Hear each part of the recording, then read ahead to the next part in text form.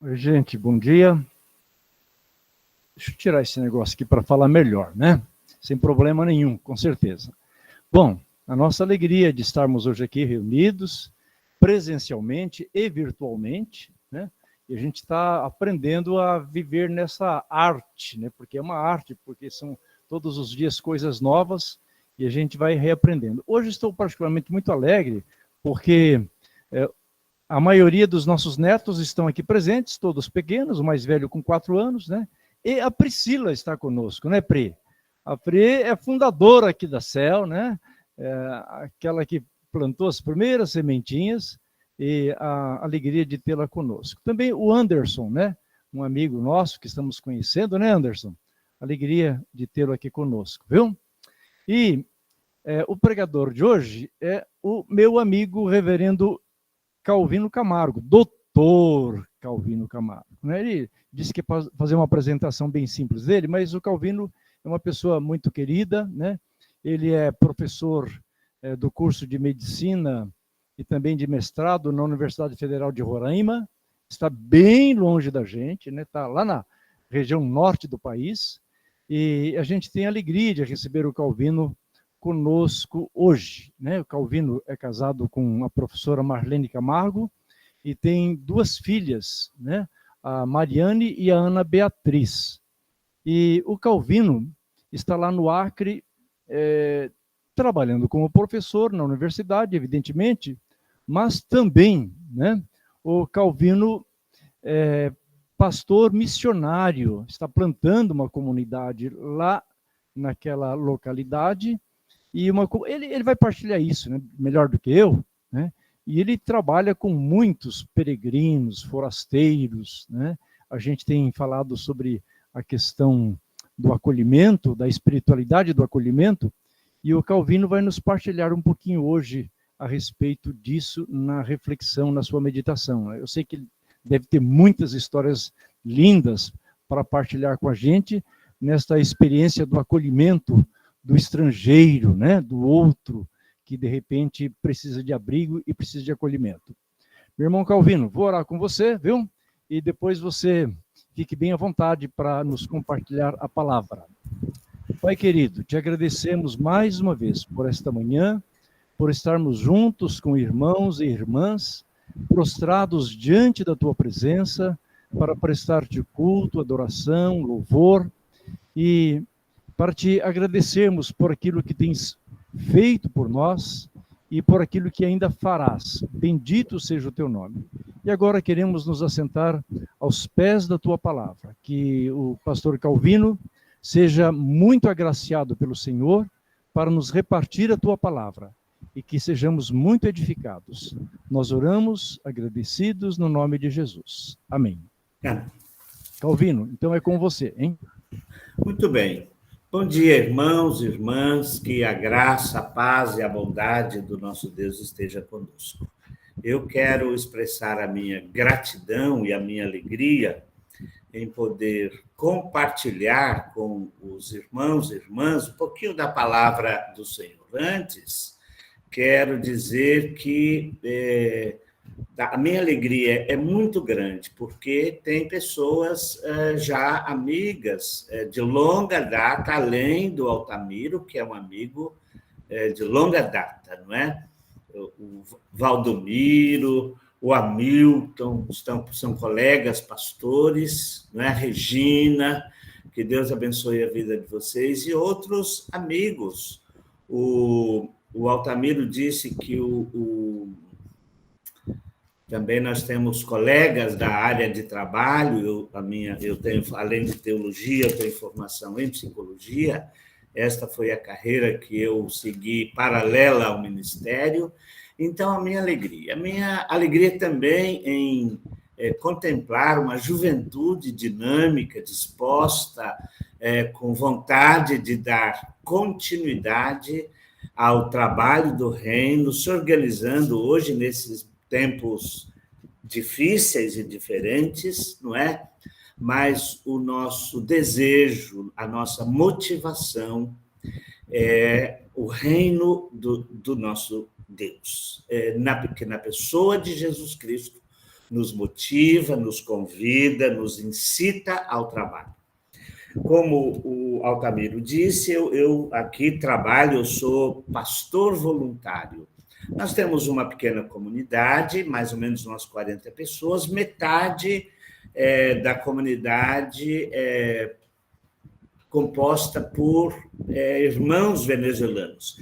Este quadro que está aqui atrás é um presente de uma irmã venezuelana que é artista e compartilhou conosco a obra de arte. Então, ela fez um presente. Ela já está conosco há mais de 3 anos. Foi uma família que, ao chegar, foi acolhida pela igreja. A comunidade estabeleceu um vínculo muito grande. O tempo foi passando, conseguiu trabalho, parte na sua atividade artística e parte trabalhando com educação. Então, Deus tem dado a vitória para esses nossos irmãos. Nós temos hoje 6 famílias que frequentam a nossa comunidade, família que nós acolhemos. E alguns que passaram por aqui, que foram, por exemplo, trazidos, eles estavam na rua, e porque assim, esse parece ser o primeiro movimento das pessoas que chegam com muitas dificuldades, ficam um tempo na rua, depois vão para o abrigo e depois, com ajuda, se acomodam e começam um processo de instalação na cidade. Então, Deus tem nos dado o privilégio, e eu tenho dito que Deus tem me dado o privilégio, a satisfação de pastorear uma parte dessas pessoas que estão aqui, que são acolhidas. É claro que isso gera algumas dificuldades na igreja. Algumas pessoas saíram da igreja quando eles começaram a chegar, por causa do preconceito, por causa da maldade, por causa da discriminação, por causa de uma certa compreensão troncha, usar a palavra que a gente usa muito aqui, não é? Uma compreensão troncha da palavra de Deus e do Evangelho de Jesus Cristo. Mas, de qualquer maneira, a igreja tem se colocado desse jeito, a nossa comunidade, Deus tem me dado o privilégio. E é com muita alegria e satisfação que compartilho com vocês esse tema que me foi dado, esse assunto maravilhoso. Eu já fiz essa reflexão outras vezes na nossa comunidade, em outros lugares, essa conversa, esse diálogo sobre Jesus, o rei migrante. E eu vou explicar uma coisa importante para vocês. Hoje, essa palavra migrante, exilado, asilado, refugiado, ela padece de uma certa confusão conceitual por causa do modo, do ponto de vista jurídico, como é que isso lida. Mas talvez o nome mais adequado fosse chamar Jesus mesmo como um refugiado ou como um asilado, porque o asilo ele sempre tem uma conotação política em função de manifestações, ou seja, quando a vida da pessoa corre risco. Então, colocado isso, esses agradecimentos, vamos conversar sobre o texto. E depois eu recomendo que vocês releiam, não é, novamente o texto a partir dessas reflexões. Eu quero tentar fazer de uma forma didática, na orientação do Espírito, uma reflexão em torno desse texto e convidar vocês para esta reflexão a respeito deste momento, dessa situação importante na vida de Jesus. Eu quero fazer algumas, vamos dizer, observações introdutórias para que a gente possa compreender o texto. A primeira delas é dizer o seguinte: o Evangelho de Mateus, que narra com certa exclusividade este fato, este acontecimento, esse processo de conflito entre Jesus enquanto rei prometido cria nas estruturas de poder em Jerusalém. Então, o Evangelho de Mateus ele é destinado a judeu, ou seja, é um texto destinado aos judeus e não seria diferente criar na sua narrativa algo que trouxesse esclarecimento sobre o sentido da vinda do Messias a partir dessa experiência. E a particularidade de Mateus é que, em geral, Mateus faz um esforço em estabelecer uma relação estreita entre os fatos que envolvem a vida de Jesus e as profecias bíblicas. Por exemplo, no texto em que nós escolhemos para a leitura, no versículo 15, Mateus faz uma relação da chegada do menino, ou deste evento específico da fuga para o Egito, com Oséias 11:1, não é? Quando o profeta narra esta movimentação do povo de Deus, essas idas e vindas do povo de Deus e como o amor de Deus se manifesta. Essa relação entre a narrativa de Jesus e como cumprimento de profecia é algo particular de Mateus, justamente para mostrar aos seus interlocutores, aos seus leitores, aos seus destinatários, esta relação. Poderíamos dizer assim, uma relação identitária entre Jesus e os judeus, sendo ele, na perspectiva de Mateus, cumprimento de profecias estabelecidas no Antigo Testamento como sinais de realização do reino de Deus na Terra. Então, isso é muito importante. Então, essa primeira observação que eu queria fazer aqui para a gente entender um pouco o contexto desta narrativa específica do texto. A segunda observação que eu quero fazer é que, para Mateus, Jesus é o rei prometido aos judeus.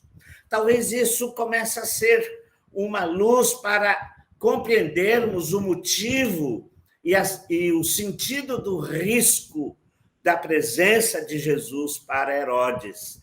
Então, Jesus é o rei prometido aos judeus e é cumprimento de uma outra profecia, Miqueias 5:12. Por exemplo, não é? És tu, Belém Efrata, menor, ou que não pode ser considerada menor entre as de Judá, porque de ti nascerá o rei dos judeus. Então, Mateus faz essa relação e coloca em cena, na característica fundamental da presença de Jesus, como sendo ele o cumprimento das profecias do Antigo Testamento. Isto no sentido de estabelecer as características da identidade de Jesus e as suas relações com a identidade espiritual do povo de Deus ao longo de sua trajetória. E uma terceira observação, e que aqui é uma coisa bastante curiosa e importante para compreendermos, é que o cumprimento Jesus como cumprimento da profecia tem em seu anúncio, ou seu anúncio tem repercussão internacional. Então, poderíamos atualizar a conversa dizendo assim: na geopolítica da época, os magos interpretaram as profecias melhor do que os hebreus. Aqui talvez está o sentido de Mateus colocar os magos do Oriente, de outros povos, no cenário do nascimento de Cristo. Então, na geopolítica, os estrangeiros, magos, interpretaram com mais clareza o sentido profético do nascimento de Jesus. O problema é que eles fizeram um caminho normal, foram ao palácio procurar Jesus, Jesus não estava lá. Então, o caminho que o Espírito de Deus, que o Espírito do Eterno utiliza para trazer à luz a realização das profecias, estava no outro lugar, diferente daquele que os magos ou daqueles que estavam no circuito da geopolítica da época, eles vieram para o palácio, mas não era lá que estava o menino.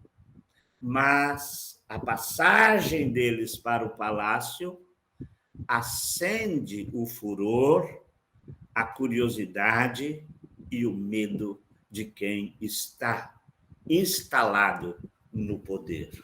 Então, vamos dizer, são sutilezas do Evangelho de Mateus que a gente precisa compreender com detalhe para entender o sentido da mensagem de Jesus, de Mateus sobre Jesus neste momento. Tem algumas coisas que são importantes para a gente compreender aqui.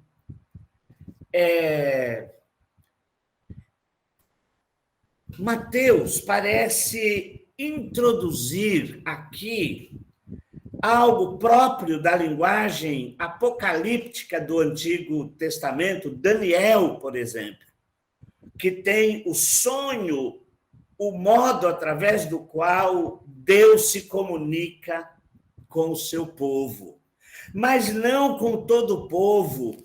A revelação através de sonho guarda a singularidade do segredo de Deus para revelar aqueles que trazem no coração a senha necessária para interpretar e compreender o sentido histórico da mensagem, das profecias e da revelação de Deus na pessoa de Jesus Cristo. Então, o sonho aqui tem um sentido particular e, ao que parece, Mateus resgata esse caráter apocalíptico da revelação, tal como aconteceu em Daniel, por exemplo. Ele tem a função de revelação do poder de Deus, mas não são todas as pessoas que interpretam, que compreendem e que se sujeitam a orientar a sua vida a partir da ideia do sonho. Então, nesse sentido, o sonho é uma forma de comunicação divina. Agora, o que o sonho comunica nesse sentido para José, especificamente? O sonho comunica que a crueldade está assentada e dominando o poder. E aqui Mateus faz uma colocação muito curiosa, muito interessante. É como se Mateus estivesse dizendo assim: o Egito, do qual Deus tirou o seu povo, agora está instalado no trono em Jerusalém. É como se ele fizesse uma ironia, vamos usar essa expressão. É como se ele estivesse dizendo assim: as coisas se inverteram, tudo ficou diferente. O lugar que era destinado a ser terra prometida, terra que emana leite e mel, agora serve para lugar de assentamento da crueldade do faraó. Olha que coisa interessante. Então, Mateus falando para o judeu, é como se ele estivesse, de forma muito sutil e cuidadosa, fazendo a revelação da profecia do Antigo Testamento. Ele está, então, atualizando estas profecias a partir dos sinais da presença do reino de Deus na pessoa de Jesus Cristo. Então, ele está dizendo assim, ó, aquilo que assombrou o povo de Deus lá no Egito está presente agora, assombrando os pequenos bebês inocentes. A matança dos primogênitos, a matança dos meninos lá no Egito. Então, esta sutileza, esta relação é como se Mateus estivesse dando a senha, dizendo, abra o olho, presta atenção, o perigo está aqui entre nós, e nós vivemos esse perigo de forma muito clara, mas não estamos conseguindo entender a mensagem de Deus para os nossos dias. Uma outra coisa interessante que aparece no texto é assim, as coisas se inverteram. Se Egito antigamente era lugar da crueldade, do massacre, da morte, do perigo para o povo de Deus, Egito agora é lugar de acolhimento, é lugar de refúgio, é lugar de exílio ou de asilo de Jesus, o Rei dos Judeus.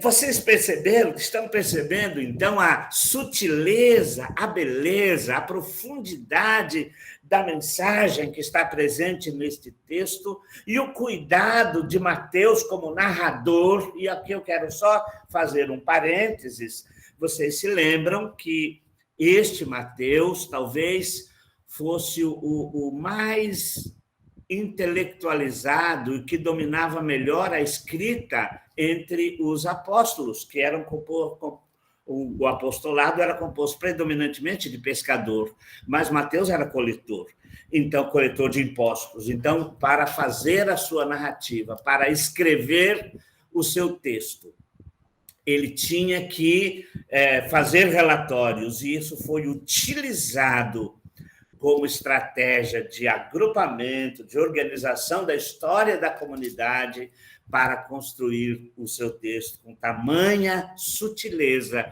que só o Espírito Santo de Deus é capaz de colocar na mente e no coração dos seus eleitos. Esta é a importância desse texto. Então, o Egito agora não é mais, inverteu a ordem das coisas, ficaram invertidas, inclusive para o povo de Deus. O Egito não é mais lugar do medo, da morte e da destruição. Ele é lugar de refúgio. Então, até aqui, a gente compreende algumas coisas importantes. Uma delas é a universalidade do projeto de Deus em Cristo. E aí a gente compreende bem o evangelista João, quando ele diz, no versículo 1, no capítulo 1, versículo 13, ele diz, e ele veio para os que eram seus, mas os seus não o receberam. Então, outras partes do evangelho, dos evangelhos nos chamam a atenção para aquilo que está narrado e colocado no texto bíblico. Então, eu quero já fazer um encaminhamento para as conclusões dessa reflexão, para trazer para vocês algumas experiências. Então, a primeira coisa que Mateus nos mostra é assim, o projeto de Deus em Cristo, como cumprimento de profecia, traz em si a universalidade do projeto de redenção de Deus. Inclui magos, inclui gente de outros povos, inclui a viagem para o Egito, inclui o Egito como lugar de refúgio e, de certa maneira, mostra para os seus que habitam a terra prometida que a incredulidade, a maldade, a perversidade ocupa a cadeira maior naquela situação e naquele contexto. Então, isso é muito importante para a gente compreender. Agora, o texto mostra uma outra coisa muito importante e significativa para compreender a vida dos imigrantes, dos refugiados, dos asilados, no contexto atual. E esta mensagem ela aparece com muita clareza quando a crueldade e a perversidade toma conta do palácio. O inocente padece. Eu vou repetir isso.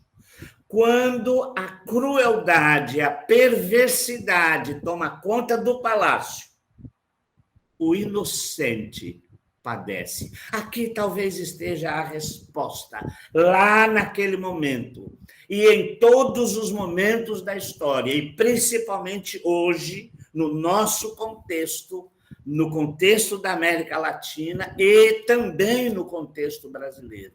Cada vez que a crueldade, a perversidade senta no banco do poder, o inocente sofre.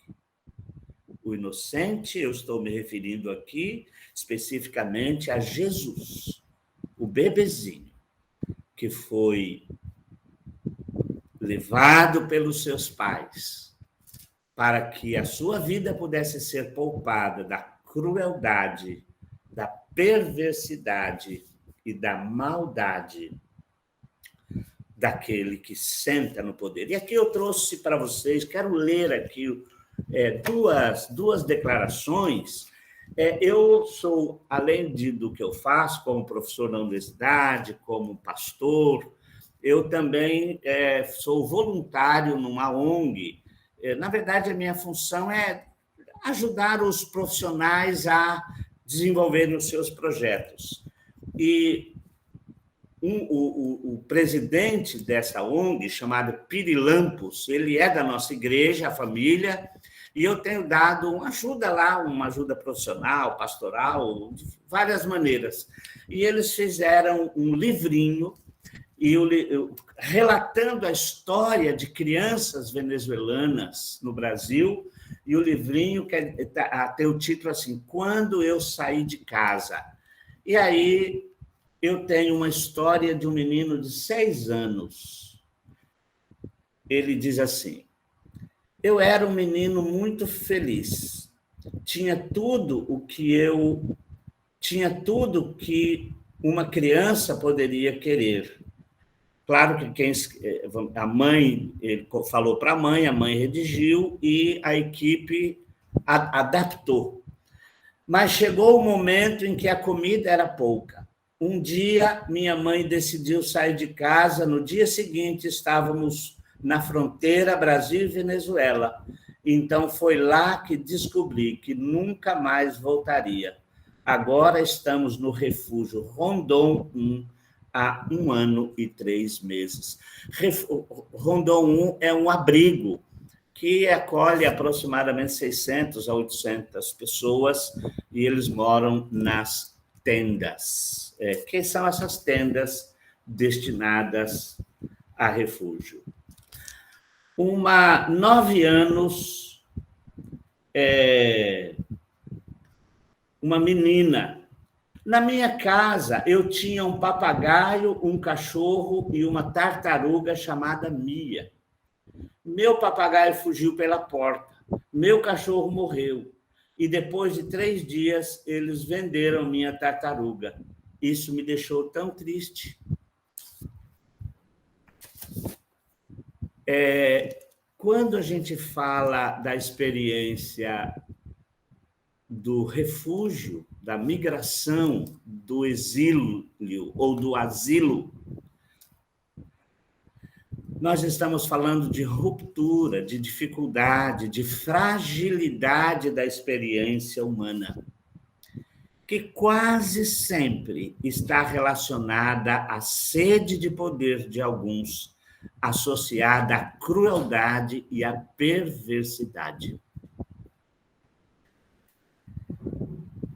E o que é curioso aqui na nossa cidade é que, além das iniciativas governamentais, de organizações internacionais, as comunidades locais têm sido lugar de abrigo, de refúgio e de consolo para muitas pessoas. Às vezes elas não querem, às vezes precisam de comida, de lugar, de roupa, de tomar banho. Nós, quando, em 2015, quando houve o grande movimento de chegada dos venezuelanos, quase em frente à nossa igreja tem uma praça, e essa praça foi tomada por famílias. Então, nós resolvemos fazer alguma coisa. Então, preparávamos comida, e de forma muito precária, alguns tomavam banho no banheiro da igreja, porque a nossa igreja também é muito pequena, muito simples, é muito humilde. Mas nós conseguimos, de alguma maneira, minimizar o sofrimento de mulheres, crianças e idosos. E algumas dessas pessoas, quando foram para o abrigo, quiseram e continuaram frequentando as nossas igrejas. Hoje, nós temos famílias que passaram por aqui, espalhadas por diferentes lugares do Brasil. Algumas continuam frequentando as nossas igrejas em Campo Grande, em Santa Catarina, em Dourados, em Naviraí, no sul de Minas. Então, são pessoas que conheceram o amor de Deus, não porque pregamos o evangelho na forma tradicional, mas porque elas foram acolhidas no momento de dificuldade. E aí eu quero encerrar esta reflexão dizendo o seguinte: uma última coisa que o Evangelho de Mateus nos traz. Sempre terá um anjo enviado por Deus para anunciar que a mão de Deus está movendo-se para realizar o seu projeto e cumprir as suas promessas. Há sempre um anjo dizendo: Deus não abandonou o seu povo. Ele mandou o seu filho para anunciar, revolucionar e recuperar a esperança cujo brilho estava se apagando no coração da humanidade. Esta é a mensagem que Mateus nos traz a partir do texto de volta do povo ao Egito na pessoa do menino Jesus. Só para mais uma curiosidade, isso não está aqui no meu script, certo? Mas isso é uma curiosidade. Se você continuar lendo o texto, você vai ver uma coisa, o seguinte: por que Jesus ficou em Nazaré da Galileia? Porque, mesmo tendo dividido o poder, tendo fragmentado o reino, a maldade continuou presente em Jerusalém. A perversidade ainda estava instalada no poder em Jerusalém. Talvez não mais e nem só no poder político, e também no poder religioso. Então, quando essas duas forças se juntam em torno da perversidade, a desgraça é completa. E é isso que nos faz refletir e que nos chama a atenção sobre o nascimento de Cristo, a vida de Cristo, o anúncio de Cristo e todos os movimentos que apresentam Cristo como Senhor da vida, como realização da promessa de Deus, como cumprimento de profecia. Que Ele nos ajude a ter clareza espiritual para compreender a nossa função como igreja, a nossa função como ministros da palavra de Deus, a nossa função como pessoas convocadas para ler, estudar e interpretar a Bíblia para todos os dias ao longo da vida na humanidade. Que Deus nos abençoe e que a graça e o poder presentes nele estejam conosco. Muito obrigado pelo convite, espero e desejo que essa comunidade continue sendo forte, atuante, comprometida com a verdade do Evangelho, que seja capaz de traduzir a vontade de Deus para o coração daqueles que são sensíveis ao chamado do Espírito Santo. Que Deus nos abençoe e nos ajude. Amém.